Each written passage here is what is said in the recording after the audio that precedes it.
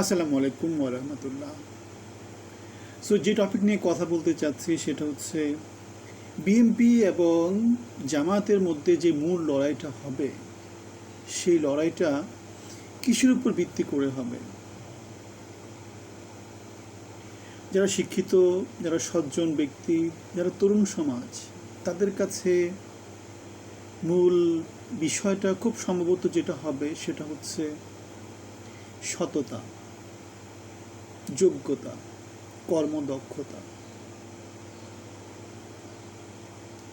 তাহলে এই ক্রাইটেরিয়াতে যেই দল যত বেশি প্রার্থী দিতে পারবে, স্পেশালি ওই সমস্ত এলাকাগুলোতে যেগুলো শহরে এলাকা, যেগুলোর মধ্যে শিক্ষিত জনগোষ্ঠীর সংখ্যা মোটামুটি তুলনামূলকভাবে বেশি, যারা সচেতন, সেই জনগোষ্ঠীতে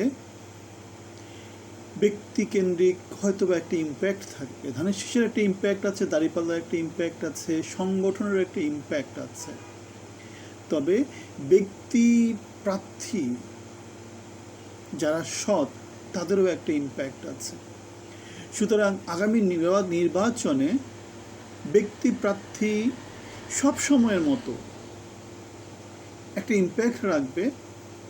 আর এবার যেহেতু 18 বছর পরে তরুণ সমাজ অনেক দিন পরে একটা ভোট দিতে পারছে, তারা যেহেতু সচেতন, সোশ্যাল মিডিয়ার যেহেতু বিশাল একটা ইনফ্লুয়েন্স তৈরি হয়েছে গত 17 বছরে, সুতরাং সততা, শিক্ষা, যোগ্যতা একটা বড় একটা ক্রাইটেরিয়া হিসাবে এই নির্বাচনে ভূমিকা রাখবে। এই নির্বাচনে জামাত অথবা ইসলামী যে ভোটগুলো, সেই ভোটগুলো কোনো রকম ভাগ হবে না, একটা ভোটেই একটা বক্সেই দেওয়ার জন্য ব্যবস্থা করা হচ্ছে বা জোট তৈরি করা হচ্ছে। 8 দলীয় জোট সেভাবে তৈরি করা হচ্ছে। যোগ্য প্রার্থী খুঁজে বের করার জন্য 8 দলীয় জোট তারা একক প্রার্থী দেওয়ার ঘোষণা দিয়েছে। সুতরাং ইসলামী দলগুলা যোগ্য প্রার্থী নিয়ে সবগুলা ভোটকে এক বাক্সে নিয়ে আসার একটা সমন্বিত চেষ্টা তারা করে যাচ্ছে। এটা জামাত বা ইসলামী দলগুলোর জন্য একটা খুব ভালো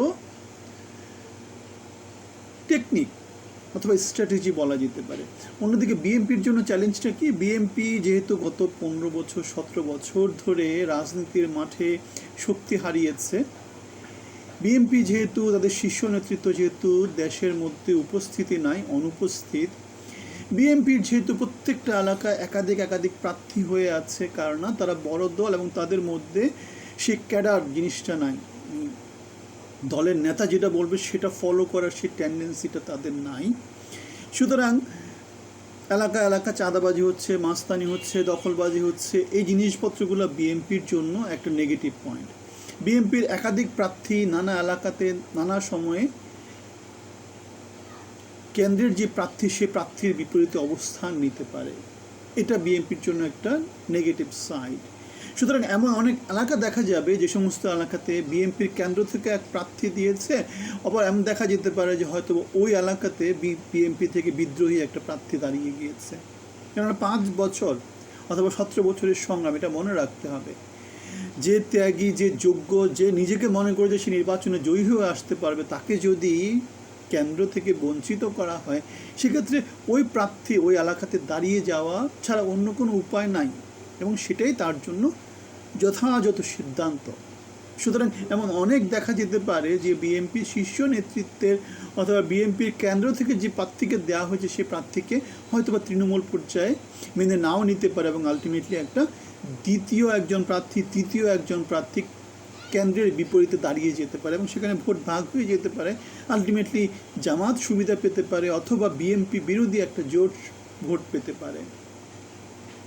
এখন আওয়ামী লীগের তো ভোট নাই, আওয়ামী লীগ এই মুহূর্তে যেহেতু নৌকা প্রতীক নাই, লাঙ্গল প্রতীক যেহেতু আমাদের নির্বাচনে থাকবে না, সুতরাং কী হবে, যেটা হবে তাদের ভোটগুলোকে যদি কোনো প্রার্থী তাদের ভোটের বাক্সে নিয়ে আসতে পারে, এলাকায় আওয়ামী লীগকে মোটামুটি যেটাকে বলে আর কি পুনর্বাসন করার চেষ্টা করেছে, তাদের সাথে সমবেতী ছিল, একসাথে হয়তোবা ছিল। সুতরাং এ ধরনের প্রার্থী যদি দাঁড়িয়ে যায়, তারা হয়তোবা ভোট পেতে পারে এবং আলটিমেটলি যেটা হতে পারে তারা জয়ী হয়ে আসতে পারে। যেহেতু গত 17 মাস মানে আওয়ামী লীগের সঙ্গে পালিয়ে যাওয়ার পরে থেকে আমরা দেখেছি বিএনপি আওয়ামী লীগের বিরুদ্ধে ডাইরেক্টলি অবস্থান নিয়েছে। 32 নম্বর ভাঙার পিছনে বিএনপি যেমন তারেক রহমান কি একটা স্লোগান ছিল না, 32 দখল নিলাম কিছু একটা, এরকম একটা স্লোগান দরকার আমরা দেখেছি। এবং সেটার পরিপ্রেক্ষিতে যেটা হয়েছে, আওয়ামী লীগের সাথে বিএনপির একটা বিবাদ আছে। এখন এই বিবাদটার ফলে যদি আওয়ামী লীগের নৌকার ভোটগুলো যদি জামাতের পক্ষে চলে যায়, কারণ আমরা দেখেছি বাংলাদেশের ভোটারদের মোটামুটি 40-50% এখনও মোটামুটি ইনডিসিশনে আছে, তারা কাকে ভোট দেবে সেই জিনিসটা এখনও ঠিক করেনি। এখন ইনডিসিশনের যে ভোটগুলো আছে সেই ভোটগুলো যদি অল্প কিছু পোর্শন জামাতের পক্ষে চলে যায়, সেক্ষেত্রে বিপদনটা বিশাল হয়ে যাবে। সুতরাং এই সমস্ত দিক বিবেচনায় যেটা দেখা যাচ্ছে সেটা হচ্ছে জামাতের হারানোর কিছু নাই, জামাত যা করবে শুধু গেইন করবে। কিন্তু বিএনপির যেহেতু শীর্ষ দল ছিল, তাদের এখন ক্ষমতা ছাড়া অন্য কোনো উপায় নাই, বাংলাদেশের জনগণ সেটাই বিশ্বাস করছে, বিশাল একটা জনগোষ্ঠী। এখন নির্বাচনের মাঠে কি হয় সেটা এখন দেখার বিষয়।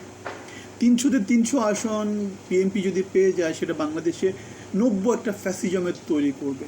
সেই ফ্যাসিজমটা আমরা অলরেডি নানা জায়গাতে দেখা যাচ্ছে, যে জোর করে চাপিয়ে যাওয়ার একটা টেন্ডেন্সি, ফুয়াদকে মারার মধ্য দিয়ে একটা টেন্ডেন্সি, অথবা নানা এলাকাতে চাপিয়ে দেওয়ার যে টেন্ডেন্সি সেটা দেখা যাচ্ছে।